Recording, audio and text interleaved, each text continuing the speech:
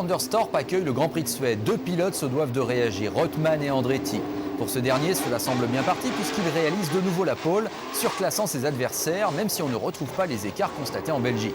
D'ailleurs, Nielsen, tout auréolé de sa victoire à Zolder, ne signe que le 7e temps sur la grille.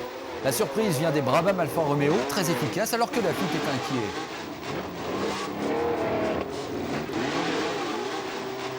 Verdict des essais, Watson se place en première ligne et Stuck en 3e. En revanche, rien ne va plus chez Ferrari dont le V12 n'est pas adapté à ce circuit. Rothman n'est que 12e à l'issue des qualifs et Lauda 15e. C'était une époque où le pilote le plus efficace du plateau dans un top team pouvait perdre 10 places au moins d'un week-end sur l'autre.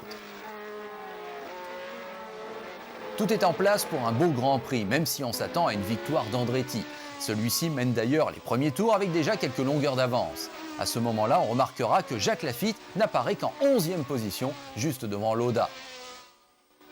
C'est une course d'attente qu'a commencé le Français, qui ne dispose depuis les premiers essais que d'une seule voiture. Chez Ligier, on a préféré tout miser, au niveau du matériel, sur le Grand Prix suivant qui se déroulera en France.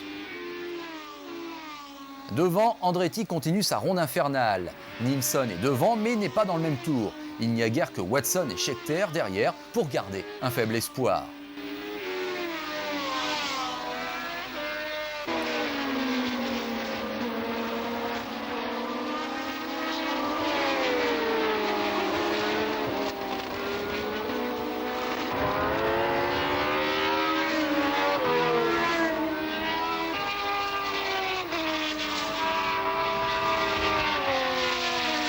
Mais Watson et Scheckter s'accrochent au 30e tour, ce qui libère quelques appétits.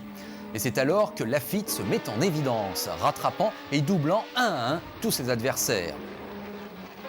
Il faut se pincer, mais l'incroyable est là. À 5 tours de l'arrivée, Laffite est 2e, après avoir dépassé notamment Stuck, Rothman, Mas, Depailler et Hunt.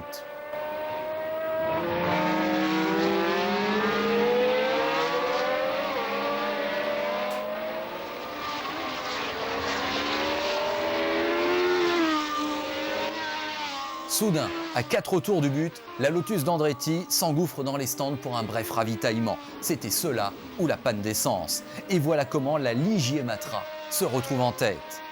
Laffite ne flanche pas et signe sa première victoire en Grand Prix. Une journée historique pour le sport automobile français, même si l'anecdote est célèbre, on n'entendra pas la Marseillaise sur le podium parce que les organisateurs avaient tout prévu sauf une victoire française.